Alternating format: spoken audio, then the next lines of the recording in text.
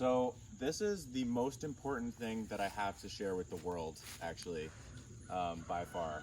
So what I'm going to talk about is how to go from a lawn into a garden. There's about 1,000 different ways of doing it, for sure, but it's definitely the most applicable, I think, broadly to most people's situations. And you can do it really pretty easily with a shovel, more so than a rototiller, better than a tractor, which I have tractors. I could do that up here, but I would rather spend the time and do it with this shovel because it actually does a better job, I think. So you have this sod. Right now it's the fall. You can do this at any time of the year, but if we do it this way, we're going to take most of the sod, flip it over. You don't have to be perfect or scientific about it or tuck it in and be super exact, but more or less what we're going to do is take slices, loosen them up, mound them a little bit, and then cover it with mulch.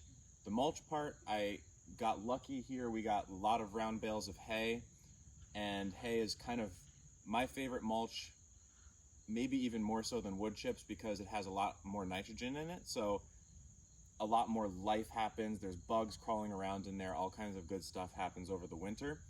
And round bales in particular have this special quality of coming off in these flakes that really lock the moisture in. You kind of can't even get through this stuff. It's so caked together.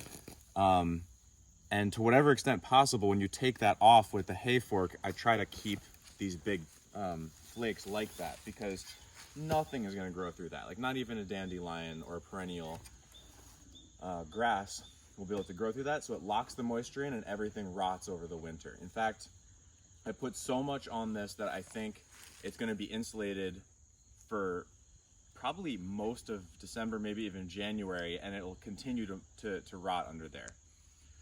But you may not have access to hay, you may not have round bales, you may not even have wood chips, but you can still do what I'm about to show you to convert your lawn into a garden. You could cover it with a tarp, you could cover it with an old carpet, you could not cover it at all and just let nature take its course. You could do leaves, whatever, but the sod will probably be killed by this. So the main thing is to do this without hurting yourself, without working super hard. And so this is a little shoveling technique. The idea here is I've already started this bed, obviously, but what we're gonna do is just take these little bits and kind of, the shovel's gonna go more or less straight down and then lever out like this. So I'm not lifting anything at all. And then just a little flip like that. And you can see as I get into it, there's no lifting. My back is almost just completely straight. I'm not, really working that hard. I mean, it's not crazy easy because there's roots and rocks and stuff like that, but it's not that action of lifting that you fear when you're shoveling. That's what really hurts your back eventually.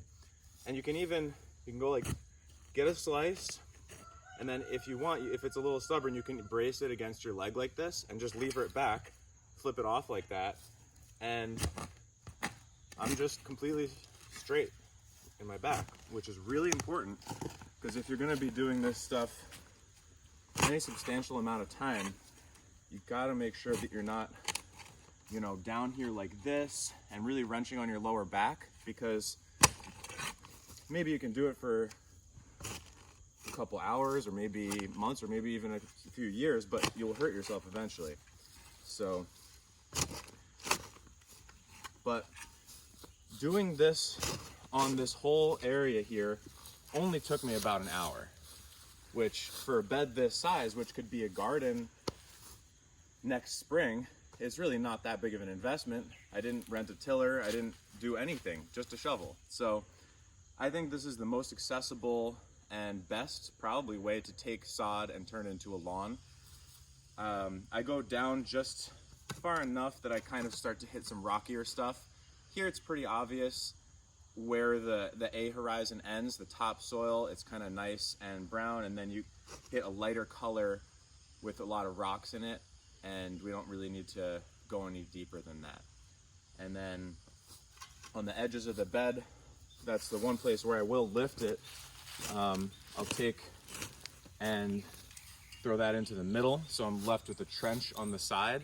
So that gives it kind of a clean cut from where the grass sod is still intact.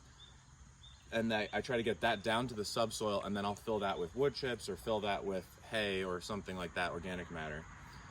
And like I said, this will just sit here over the winter. All of this sod will be broken down by worms. If you can, at this point, before you put the hay on, you can put some compost, you can put a little manure, whatever you have.